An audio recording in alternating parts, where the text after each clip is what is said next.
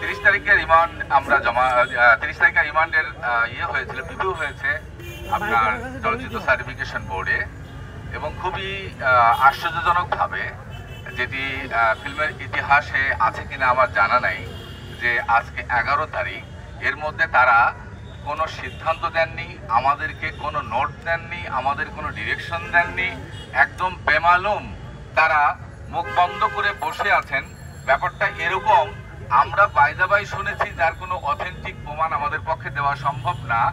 ওইখানে যারা আপনার সরকারি পর্যায়ে যে সকল কর্মকর্তা ওখানকার প্রধান পর্যায়ে আছেন, ওনারা নাকি ছবি দেখে পরবর্তীকালীন সময় খুব ভয় পেয়েছেন। এখন রিমান্ড তো একদিন আপনারা সবাই দেখবেন, আপনাদের কাছে খুব শীঘ্রই তার ক্লিপিংস আসবে, হেডলাইনটা বুঝতে পারবেন। আমরা পতিত ফ্যাসিস্ট শাসকের যে নগ্ন রূপ, সেটাকে আমরা চলচ্চিত্রের ভাষায় প্রকাশ করার চেষ্টা করেছি। তো সেইখানে কারা বসে আছেন চলচ্চিত্র সার্টিফিকেশন বোর্ডে, যারা ভয় পেয়ে যান।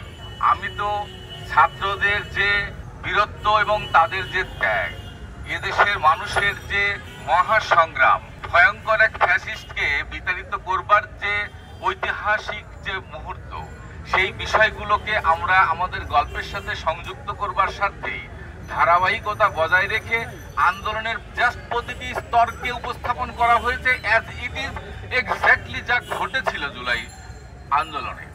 সেই ছবিতে পরবর্তীকালীন সময়ে ফ্যাসিস্টদের দোসর যারা গ্রেপ্তার হয়েছেন, যারা রিমান্ডে গেছেন, সেই রিমান্ডকে লিঙ্ক করবার জন্য গল্পটাকে আমরা বিচ্ছিন্ন করেছি, একটা বিন্যাস করেছি। এটা দেখে যারা ভয় পান তারা আসলে কারা, এটি জানাটা আপনাদের জন্য খুব জরুরি। যে আমরা সেই কারণেই এই আলোচনাটা এই হেডলাইনে আমরা করবার চেষ্টা করেছি, যে ফ্যাসিজম মুক্ত বাংলাদেশে স্বাধীন শিল্প সাহিত্য সংস্কৃতি চর্চা শীর্ষক আলোচনা। সেখানে আমরা রিমান্ডের খুবই ছোট ছোট ক্লিপিংস আমরা দু একটা দেখাতে চেয়েছিলাম, যা দেখে আপনারা বুঝে ফেলতেন যে এইটা দেখে ভয় পেতে পারে একজন যাদের ঘাড়ে ফ্যাসিস্ট শাসকদের ভূত এখনো বসে আছে। আপনি ছবিটাকে নিষিদ্ধ করেন, অথবা আপনি আমাকে ছাড়পত্র দেন, অথবা কেন আপনি দেবেন না সে ব্যাপারে ব্যাখ্যা দিন। আপনি কুলু পেটে বসে থাকতে পারবেন না। এখন প্রশ্ন হচ্ছে, আপনারা জানেন হয়তো নিশ্চয়ই যে 5ই আগস্টের পরে এইখানে চলচ্চিত্র সার্টিফিকেশন বোর্ডটি নামকরণ করা হয়েছে, এবং সেখানে একটি পরিবর্তন আমরা শুনেছি যে এসছে।